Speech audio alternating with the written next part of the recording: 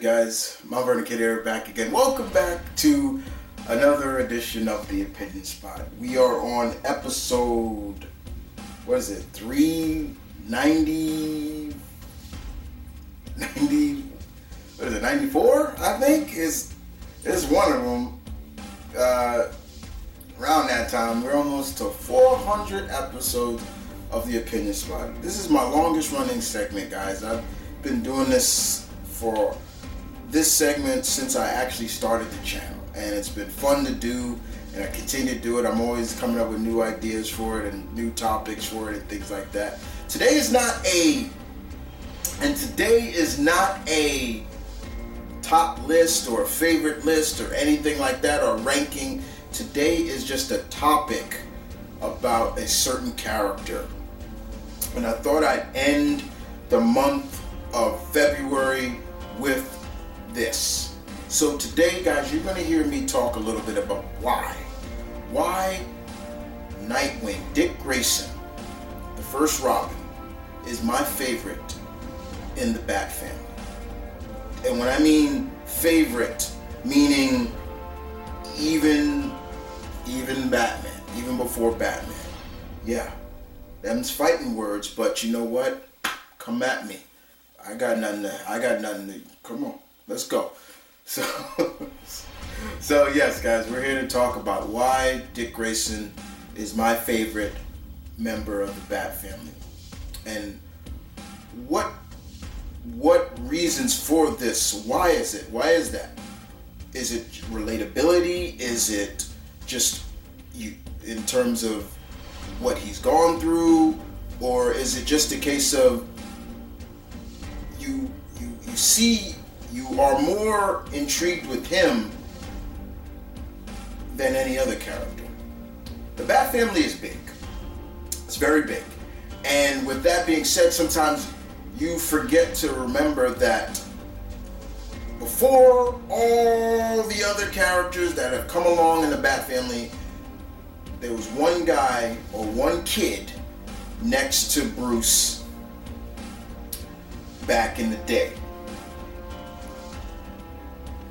Dick Grayson. Richard Dick Grayson was premiered in the 40s. Detective Comics number 38, I believe. Correct me if I'm wrong. I could be wrong on the date, on the number.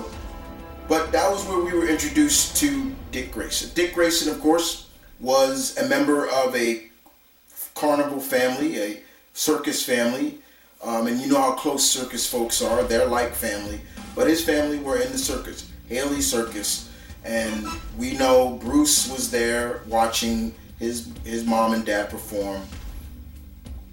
And of course, we also would find out later that a young Tim Drake was there as well and watched the same family perform. It's acknowledged that, yeah, Tim was there. Unfortunately, they got mixed up. The circus got mixed up with a mob boss known as Tony Zuko, and to make a statement, they sabotaged the Flying Graysons, nets, and of course that's what happened. Don't believe what you saw in Batman Forever, because it wasn't Harvey Two-Face. Just saying. It was Boss Zuko. Seeing that, Bruce felt the need to help this young man because he can relate to him. A young lad, seeing his family die from the acts of violence, in a sense, with nobody left. So Bruce took him in as his ward. And over the time, we saw what happened. That ward, at a young age, became Bruce Wayne's partner in crime as a crime fighter known as Robin. Now, right there, let's put that right in perspective. Bruce having a young 8-10-year-old kid out there fighting grown men, that is something that we always go on about. Like, how the hell did he think that was safe? Now, Bruce has gone on record, and we even got a glimpse of it also in Young Justice. Needed Robin into crime fighting at the ripe old age of 9. Robin needed to help bring the men who murdered his family to justice. So he could turn out like you? So that he wouldn't. Yeah, remember that? That right there is a perfect explanation for why. Don't forget how sassy Diana was in that, because she did act very sassy. But the whole concept of what Bruce said, Dick needed to capture Zuko so he did not become like me, become obsessed, become really more closeted, or more negated from people, stay in the dark more. No, he needed that, and it worked. It did help, because as you can see throughout the history of Dick Grayson, it was the total opposite of Bruce Wayne and himself. What we saw with Dick as Robin and as Dick Grayson in public, there was really no difference to a deceiving prey. Yes, you could say that about Bruce Wayne. Yes, the mask. Bruce Wayne, the playboy billionaire, all that was his mask. Batman was what Bruce Wayne really is. But with Dick Grayson, there was no real mask. There really was no mask. And that was something that always drew me to Dick Grayson. I was like, I like the way he is. He's not like Batman to a degree. He's trained like Batman and all that, but also adds his own nuances, his own skills because of his acrobatic background, his circus background. It made all the flips and tumbles and all that. He made that look easy.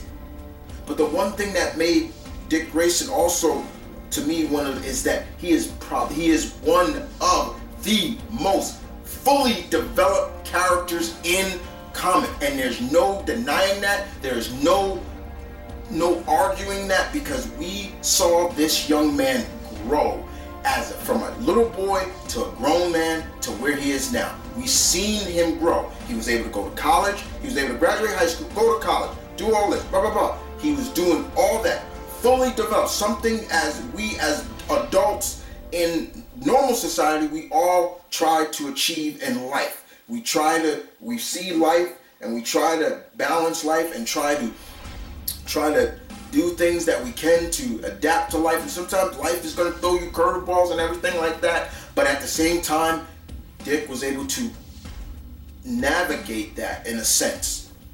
And over time, by 1984, we saw him now he was grown up. He was a young adult now. He is no longer Robin. He left that monarch now. And now he took on a role of Nightwing. Nightwing, which was created by the great Marv Wolfman. And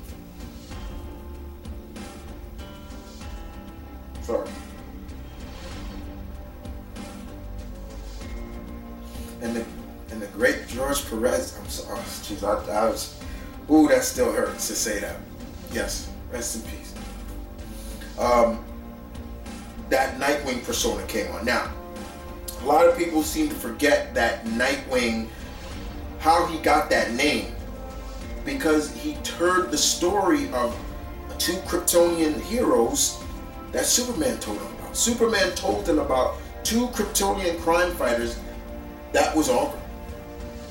Nightwing and Flamebird, yeah. That's where it came from. Now, over the years, that became Dick's monarch. That became his face. Dick Grayson was no longer Robin. Former Robin, now he's a man. He's taking on this new persona as Nightwing. He is leading the Titans. He is doing his damnedest to also balance his life, and he's doing a damn good job at it. At the end of the day, he's not being so grim and dark like Bruce, but when he's out there fighting crime, he's having fun too. He's smiling, he's laughing. Certain things that you're like, you're loving that. You're seeing that, and you're like, he reminds you of a little bit of Spider-Man, cracking jokes, getting his opponents off guard because he's running his mouth, but at the same time, he's still keeping the knowledge of what Bruce taught him, and I love that. And I thought that was great, and I love that you got to see that. And that's something that, as a fan, I look at it and I'm like, that is definitely something a reason why I do love him so much, because he's not always in the dark. He's not always, yes, he lost his family to violence too, but he did not let that consume him. Another point right there. He did not let that consume him into being this just grim, dark version of Dick Grayson. Point blank.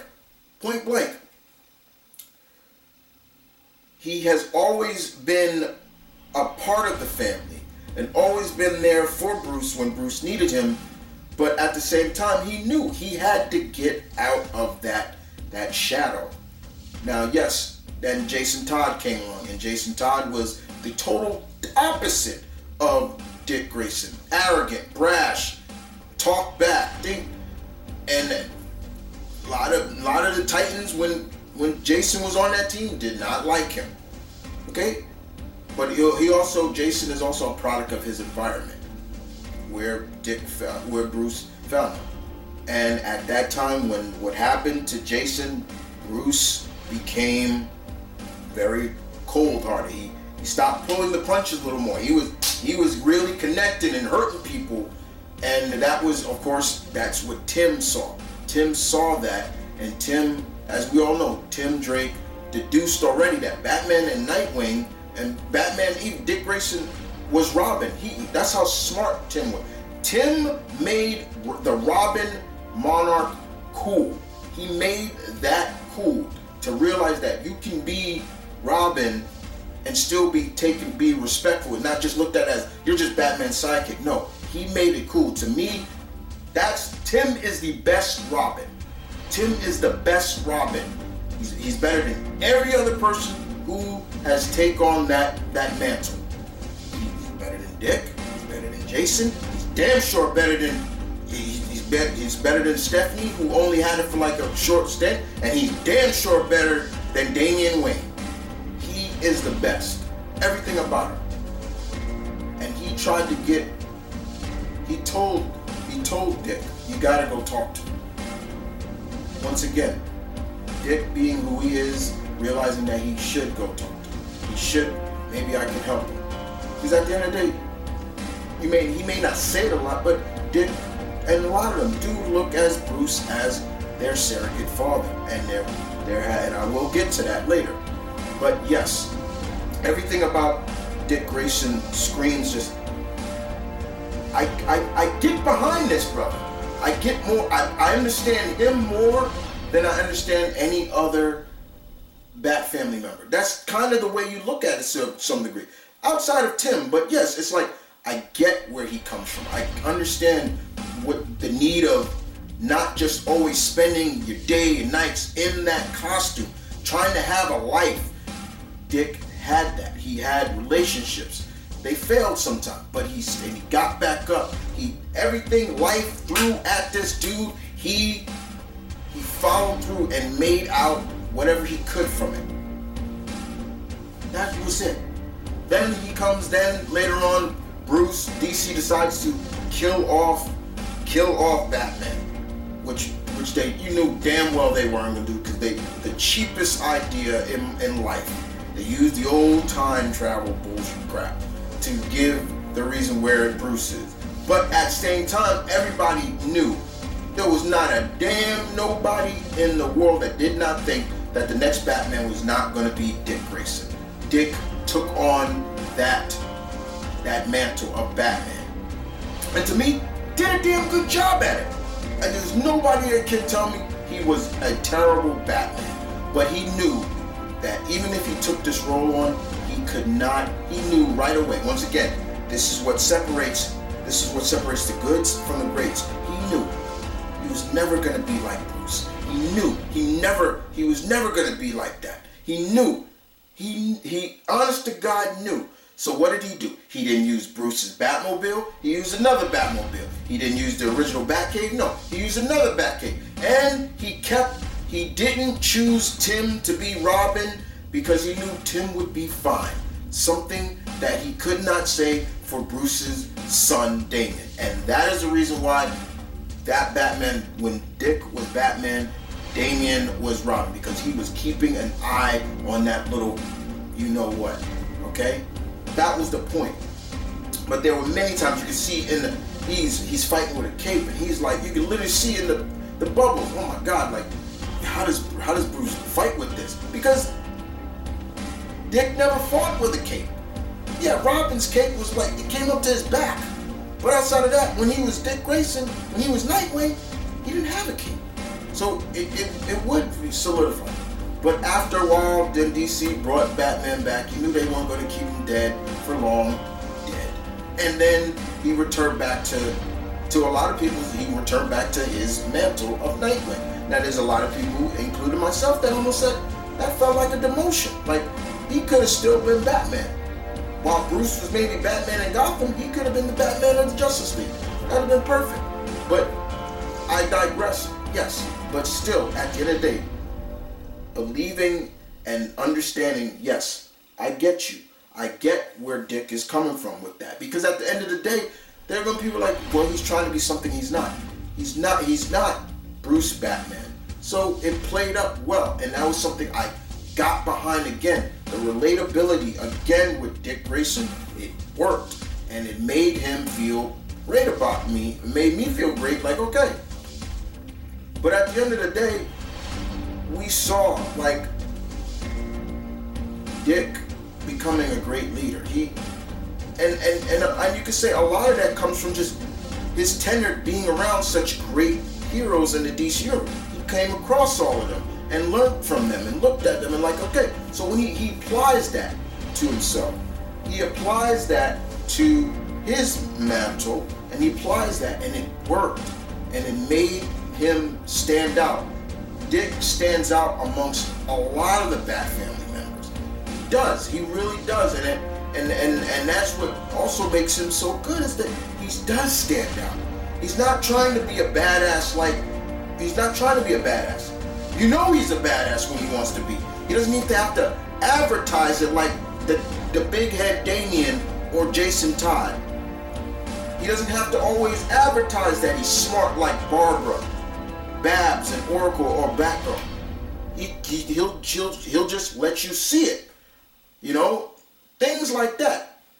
And that's one of the other reasons why he does so well. Now, in terms of what's going on with him now in DC, in DC now with the help of Tom Taylor is going full throttle with this man to give him that push. We'll use wrestling terms here. Give him that push as a main eventer, in a sense, and let people know that he's not in the shadows of Batman. Batman has his back, yes, but he is full in he is in the light. Because over the time, as we saw, Tom Taylor has even come out and say that I have done this character dirty in many stories that I've done with DC. Deceased, Injustice, 2 stories that Tom Taylor wrote. Great man, he wrote. But Dick was dead. He died in the first issue, or he was always, so when Mr. Taylor took over and started writing Nightwing, oh my God, did he do such great. He did what a lot of the past writers did in Nightwing series. They took Nightwing out of Gotham, gave him back his city, Bloodhaven. Perfect. Sometimes that's what you gotta do, establish this character. Gave him Bloodhaven. He's now back in Bloodhaven. He's dealing with that. Also, another surrogate father who died, Alfred, left him his entire fortune. It was acknowledged in a letter to Dick Grayson that Alfred, all the money that the Wayne family would give him, he never spent a dime of it. He never spent a dime of it. And he carried it, and he just let it pile up to the point where he gave it to Dick to use, and Dick did something with it. He made a foundation in Bloodhaven. And of course, yes, then later on we start to see that the mayor, who is also the daughter of Tony Zuko, is actually his half-sister. So not only does now Dick have the money and things like that in a life. Also, he's trying to balance his life, but now he has a blood relative. We found out that somewhere down the line, either this is just added, but they could retcon it later. But yeah, somewhere his mother or his father, they weren't as faithful to each other at one point, and they had a relationship. Now he has a sister who is also the mayor of Bloodhaven, knows that he's Nightwing, and is trying to work.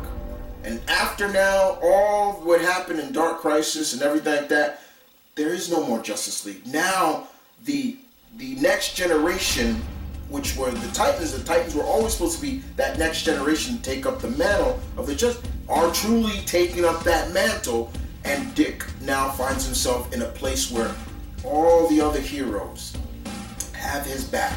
All of them knew, you are the one that we want to take on the role as being the leader. And more importantly, just showing how the kind of person Dick Grayson is.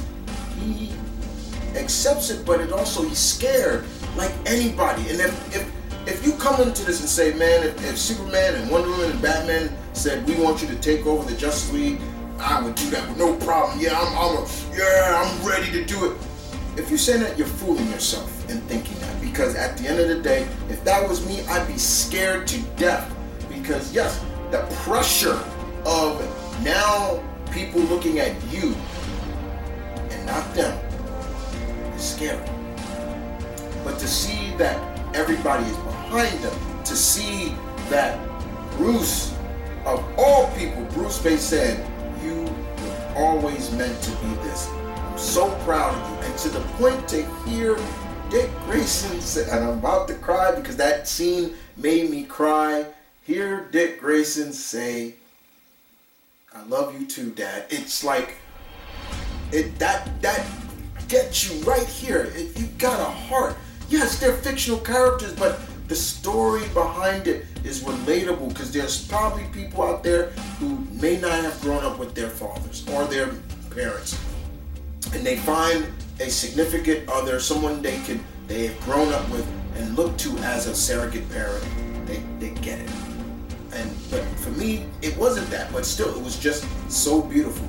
Dick Grayson has had such an interesting life, and there are many times where, yes, he has gone from being sidekick to his own man to becoming the man as Batman, and then going back to being Nightwing, and then now being the man again, the man with the plan. It comes full circle for this character. No other character in the Bat family has this kind of full circle story. Nobody. None of them do. Nobody does. To a degree, nobody does. And you can't say they do. Jason Todd doesn't. Babs doesn't. Kate. Stephanie. Cassandra. Tim. And even that little crap Damien. None of them do. None of them have that kind of full circle. If they were created maybe earlier, maybe they would. Barbara is probably the closest you could say has somewhat of a full circle story. To a degree, Jason to a degree, but not fully set like Dick Grayson. So, with the relatability, the standing, the being not standing in the same shadow of Batman, being his own person, learning from his mistakes, knowing that he will make mistakes, feeling more like a normal person, not feeling like he's got to be the best at everything he does. There's always going to be someone better, feeling like that is some of the traits of Dick Grayson that make him so good. That is some of the traits of Dick Grayson that makes him one of the best characters in the Bat family. That is one of the reasons, those are the traits of reason why. Why Dick Grayson, Richard Dick Grayson, is my favorite Bat family member.